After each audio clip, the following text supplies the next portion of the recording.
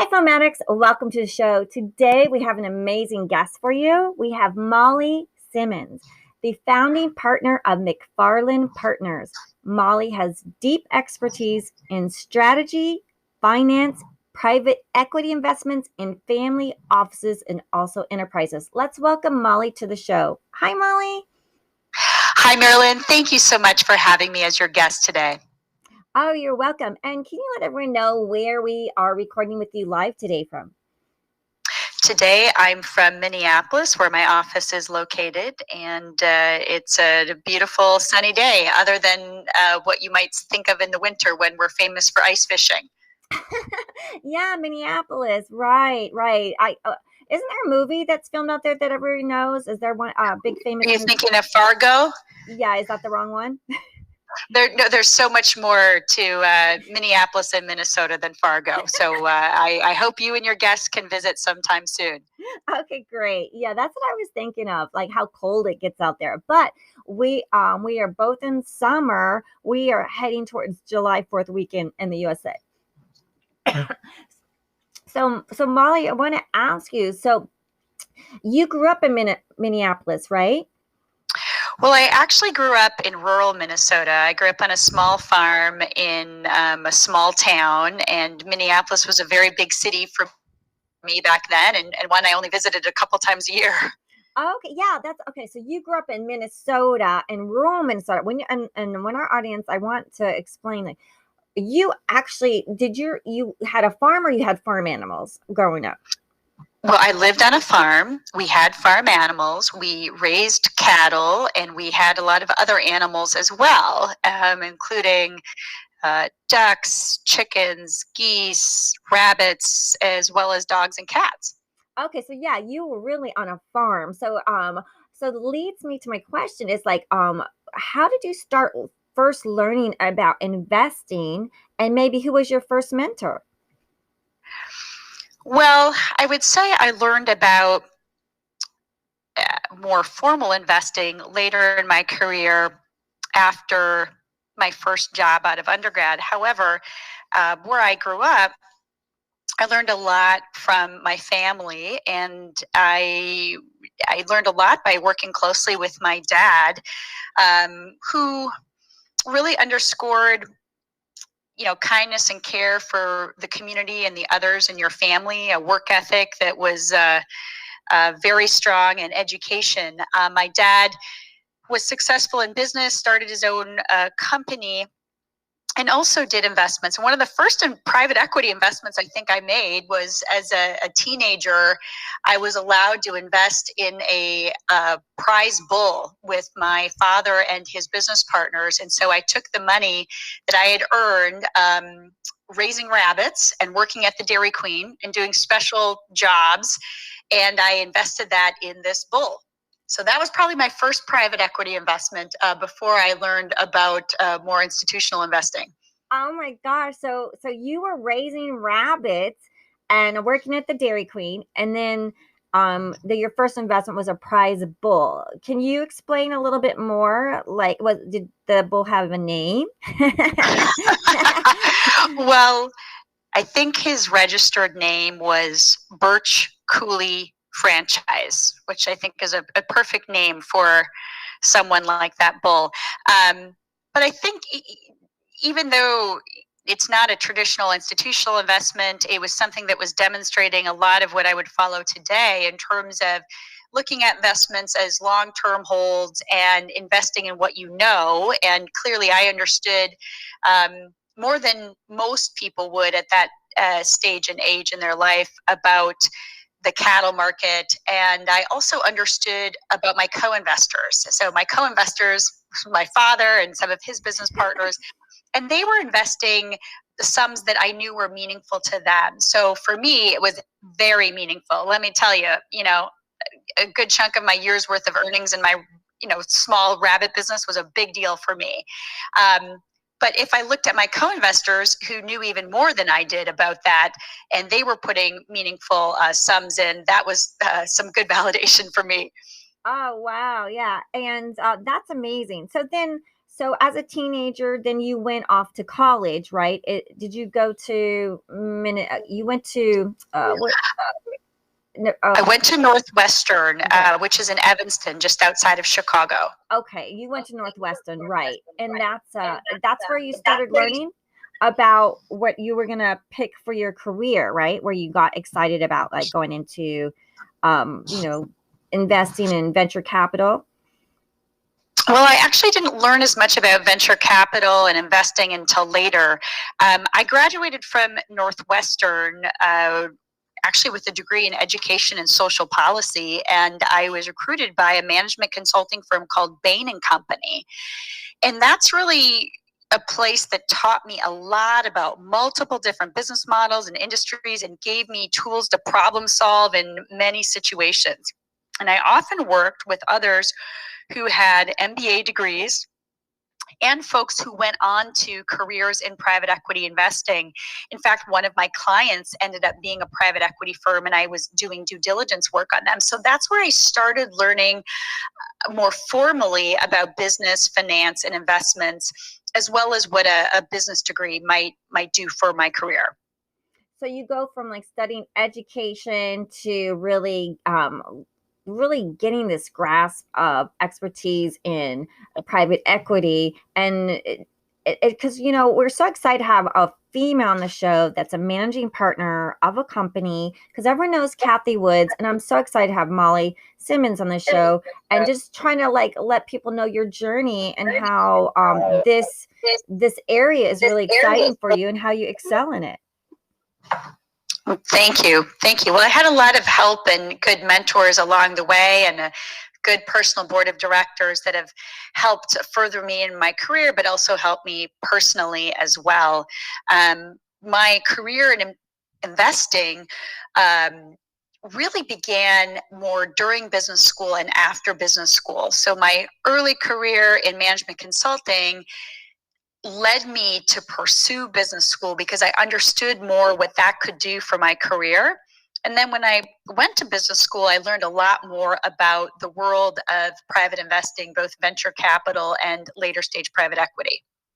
Oh my gosh, that is so exciting. So, you know, and then obviously you must have had some great maybe managers that you worked with or mentors. Is there any advice that they gave you that actually helped you?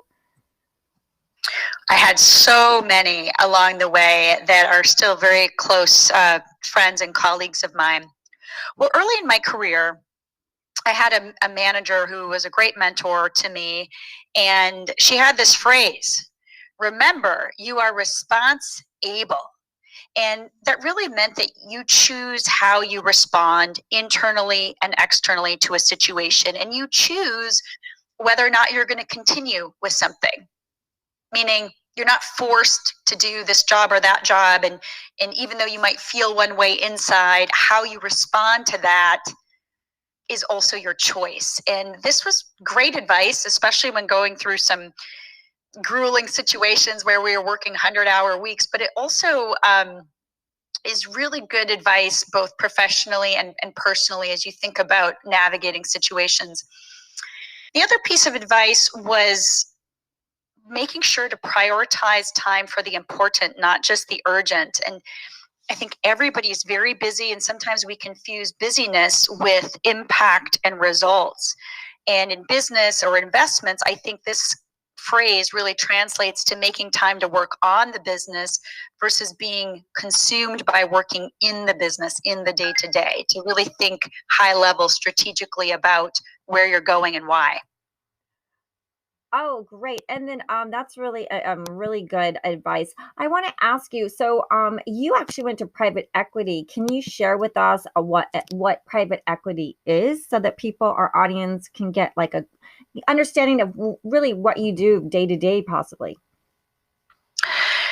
So in general, private equity refers to private investments in private companies or entities different from investments in public companies or funds that are liquid and tradable. There are some public private equity funds, but in general, it's including private investments across company life stages and sizes. So everything from angel to seed to venture capital, early stage startups, companies that might not have revenue or profits yet, to growth capital and later stage buyouts, or what are called LBOs, and recapitalizations. And those are investments in companies that are more established, they have revenues, they have profits.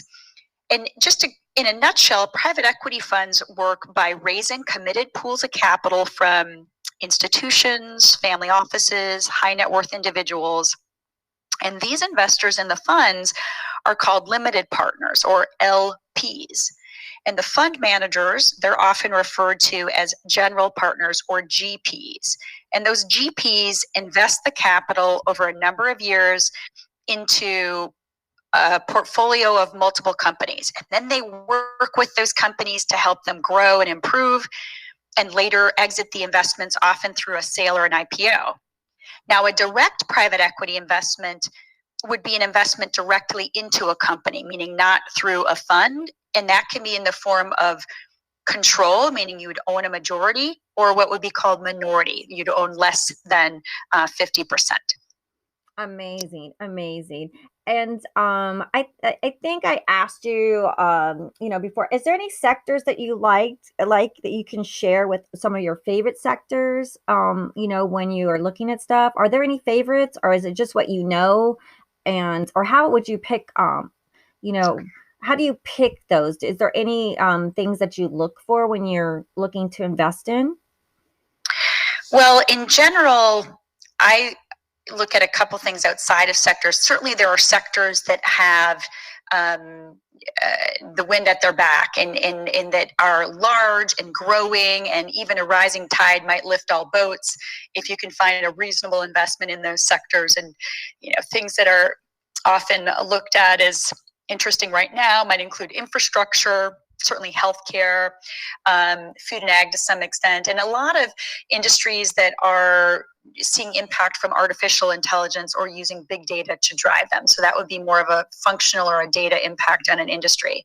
In my career, I've worked in business services, manufacturing, distribution, consumer, and healthcare. And what I have focused on, other than the industry dynamics, because I think sometimes you can find a great investment even if the industry itself is maybe experiencing low or flatter growth, is a great strategy and a great management team. In terms of how I look at things, I focus a lot on the jockey, the management team that's driving the company, than just the industry. Are you allowed to just share with our audience, and you can keep it private, but like your biggest biggest investment kind of that you were excited about, that you were proud of that accomplishment? Are you allowed to maybe give us a little hints of that? Well, I won't disclose any individual names of companies, but there have been so many that have usually involved ups and downs along the way. One thing that I've certainly learned after my years of investing and working with family and founder-owned businesses, rarely is everything a hockey stick up and to the right. There's almost always a lot of ups and downs on the way to an attractive outcome. And what's been exciting for me is to be a part of that growth and working closely with those management teams, but also a part of often something that becomes life-changing for them and their company, in terms of helping them build, whether it's organically or through acquisition, and often being a part of what can become a life-changing event for those family or founders who own the company when they have a liquidity event. So they might have a partial sale or a full sale, and that's exciting too. Okay. Was there a particular sector that was the biggest one that you guys invested in? Because our audience likes to just, they're like, oh, what sector? What sector? What was it? Was it tech? Was it, like you said, food or manufacturing? I have seen a lot of exciting success and great wins across those sectors, but one in particular that stands out was actually in the I would call the food and ag sector, and specifically the food waste sector. Oh, wow. Yeah, because recycling is real big. Especially, I hope that we can recycle more for all the plastic in the ocean and all the our oceans are. Yeah, any waste management would sound ideal for to heal our planet. So that makes sense. And then I want to ask you, Molly. So can we talk a little bit about your firm? Your firm focuses on business strategies and private investments, especially for family enterprises and family offices. So how are family investments different from a private equity fund? That's a really good question, Marilyn. And I'll try to summarize it here. But most family offices or family owned businesses or a family enterprise, so meaning that could be like a holding company with many subsidiaries of operating companies underneath it, most of them are working to create long term legacy value. They're not necessarily looking for, we have to have an exit in a 4 or 5 year period. They might often have greater flexibility and a long term horizon. And they can be often more patient and flexible than an individual private equity fund, because those private equity funds have specific stated criteria that they need to deliver on. So they might have promised their LPs, we're going to invest in this size, type, geography, in general type of company, and we're going to invest in this period of time and exit in this period of time. And they have to operate in those guidelines. A family doesn't necessarily have those constraints. So they can be one part of a broader insourced or outsourced single or multifamily office. A family office could include many services, not just investments, but investment management might be part of it, but it could also include tax, accounting, legal, estate, philanthropy, governance, as well as strategy and operating management. Oh, that's amazing. Yeah, because people are like, "What's family office? What's family office?" And so thank you for explaining that because that's amazing. Now, one family I just wanted to mention, Marilyn, because this might be a good phrase for people to remember. One family I've worked with has a nice phrase about their investments. They said, listen, we're agnostic about exit timing, meaning they might exit some of their investments, but they don't have to. They don't have specific guardrails. And others might say we have the obligation, we have the ability, but not the obligation to hold forever. Oh, yeah, because some people when they're investing, you're like, now that there's the law passed that there's a lot of like the investors that can invest up to 2,000 that are unaccredited. So the first thing is like, oh, when are you gonna exit? When are you gonna exit? So it seems like if they have the ability and they're not doing it, then you have all those investors. So yeah, it's like a tightrope walk, right? It can be. Mm-hmm. Yeah. And so I wanted to ask you, are there many women in the private equity or family office roles? Well, there's certainly some, but I think there's opportunity for more. I'll say, personally, I think careers in finance, private equity, and family enterprise and family office can be very fulfilling career paths for women and men. And they are intellectually challenging careers. They're rewarding personally and financially. It's just never boring. And I'm constantly learning something new with every new client, every new investment. So I'll share a few stats, as I thought you might be asking about this today. According to a Harvard Business School study, they said that 9% of top VC roles are held by women, and approximately 6% of top private equity roles are held by women. There's some other studies around there. I think Bloomberg cited 8% of the top LBO firms. 8% of the senior investment roles there are held by women. Now, Family Capital magazine cites, they didn't have a statistic, they just said very few women in any single family office staff. And the CFA cited 11% of C-suite roles in investment management are held by women. So what I think is interesting is those numbers might seem small, but when I started in the business, they were even smaller.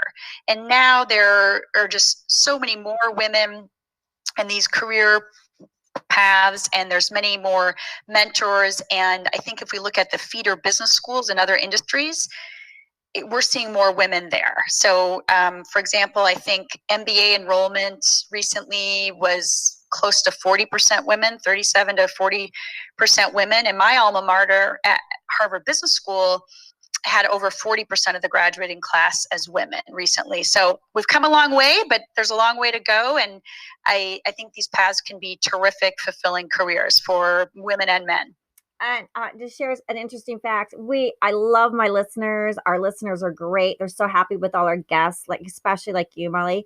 Even though we're Girls Guide to and investing, it's for beginners to learn how to become your own boss, learn about business, learn about investments, learn about sectors that help your money grow and be wise. But we have 70% male listeners. My audience is 70% male, which I love. Anyone listening, it doesn't matter if you're male or female, or it's just, I'm just happy that the information is getting out there, inspiring people and giving them a platform where they can learn from all the different guests and maybe be inspired to go on that career path or learn about this, or maybe someone gives them a little tidbit that helps them to make a wise investment and, or to research and do their due diligence to find like something that helps them and their family. So I'm so excited, to have you on the show. And I want to ask you, what is the advice that you give someone who is interested in private equity or family enterprise arena? Sure. Okay, I'll try to boil it down to maybe 3 key points. One is exercise intellectual curiosity and determination. I think you need that to be a strong investor and an executive, whether that's in private equity, family enterprise, and many other careers. I mean, that means digging in, doing your research about the business models in a sector. I think if you're at a point in your life where you could offer an internship in order to help you get a full-time job, meaning you could say, could you take me on as an intern? That's really showing a lot of determination. I think you want to make it easy for a firm to take you on, meaning don't make them feel that they have to, quote unquote, get married to you or give you a long-term role in large comp. If you prove yourself, that's going to happen. If it's good experience, but for some reason it's not a long-term path there, that can also be great for your career. But if you make it easy for somebody to take you on, I think that will be better for your career. Think about what could you do for them in 3 months or 6 months. Everybody seems to want help with leads or deal flow. So if there's something that you could do there, even if it's an operating business, do you have things that can help their business grow? In the family arena, I think it's, whether it's investment operations or more broadly in family operations or M&A, I think it's critical to understand the unique needs of that family. Whereas private equity firms might be more similar firm to firm, families are often very different family to family. And in general, make it about the family or the firm where you're looking to work, not about you.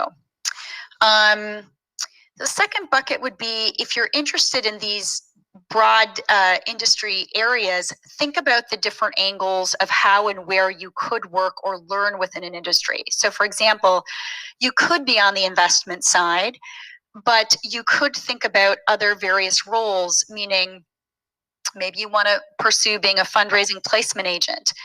There's law firms that work with these types of firms. Maybe it's a fund of funds. Maybe you want to look at more from the marketing and business development side of it. So even if you're interested in these sectors, know that there's a lot of different ways to work within that sector, different roles within a firm, but also firms that might be service providers. And then the last thing I would say is get a mentor, be a mentor, have a personal board, seek out mentors, be proactive, consider creating your own personal board of people who are going to give you very frank, candid feedback. They're going to be a good bouncing board for you as you want to bounce off ideas about your career and your life. And then also, pay it forward, be helpful to others that same way.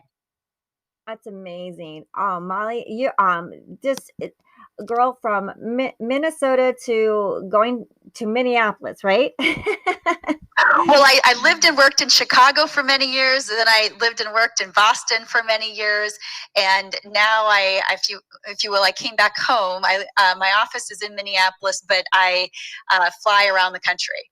Oh, wow, you fly around the country. That's so Yes. exciting. It's so exciting that you are, Molly, the founding partner of McFarland Partners. And is there anything else you'd like to share with us? Any funny stories before we close this amazing episode today? I don't have a particular funny story. I wanted to say thank you again for having me as your guest. It's a pleasure, and I really encourage your listeners to consider roles in finance, M&A, private equity, and especially those in the family office arena that might be tied to private investments, because I think they are often not that well known and not that well written about, but I think they can be very fulfilling careers. And it's do you suggest like Northwestern is a great school where they can get that education to go into that career? Because that's a really amazing school that you went to. Oh, thank you. Well, I think certainly there are undergrads that provide some foundation in business. For Northwestern, I was not in business in undergrad. I would say I would look at different companies that can be good training for those careers longer term. So that might include things like management consulting, right? I started out at Bain & Company. There are many other management consulting firms, as well as investment banking. In both of those places, you're going to learn a lot about business, finance, and investments. Oftentimes, firms in the investment arena or even family office services will take on folks coming out of undergrad. But I think to really broaden your career path, which is what I was looking to do, I would consider business school. And you can look at the different programs of top business schools around the country and look to see what they might have that might fit your needs. For me, I had a basic foundation of great classes in business strategy, finance, marketing, ops, and leadership when I went to Harvard, but I focused deeply on venture capital and private equity when I was there, as well as entrepreneurial finance. And I also got into some internships in private equity through that. So that was a great fit for me. I would just encourage people to look at schools that could be a great fit for them. That's amazing. Yeah, I have a little funny story. I actually, when I came to Beverly Hills, I did work for Merrill Lynch, and I was very excited. But I think I needed, because I was dyslexic, I was always in everyone's office, so excited about learning. But I think my dyslexia to look at all those charts and graphs, I just saw the guys excelling at the math and all the charts and graphs on the computer. And plus I didn't have my boss, let's put it this way, was the opposite of kind and nice. So I kind of just, yeah, it was just like it was just, you didn't want to be there. And everyone in the office knew he was like, if you were watching a movie and there's a character named Scrooge, it was just not pleasant. So I ended up leaving there. But I had a little taste of it. But that's why I think I circled back to Girls Guide to Investing, because I've always loved it. I always loved talking to people. And I'm so happy to have you on the show, Molly. And congratulations on your from your first investment with the bull. Did we ever find out his name? Did you ever find his name? Did he have a name? Yeah, his formal name is Birch Cooley Franchise. And he was quite a franchise. But I thank you for sharing your story, and I hope that in this day and age, because there are so many different ways to learn now, not just looking at charts, but through more listening to things. There's different career paths that are open. But you, in your story, brought up something that I think is important for people to think about. One is, overall, things are usually about people and fit, and you found that, and determination. Thank you. Yeah, because this bull must have some really great magic, because you really came out of the gates, and you've done spectacular. Congratulations. So happy having the show. And I'd love to invite you back too. And if our audience has questions, please, when you hit the 5 stars and give reviews, if there's any questions or emails questions, and we can always have Mallie come back, maybe answer some questions for a special guest. And thank you for listening to the episode. Happy 4th of July. Make it a happy and healthy week for everyone. Thank you for listening, everyone. And thank you, Mallie. Thank you.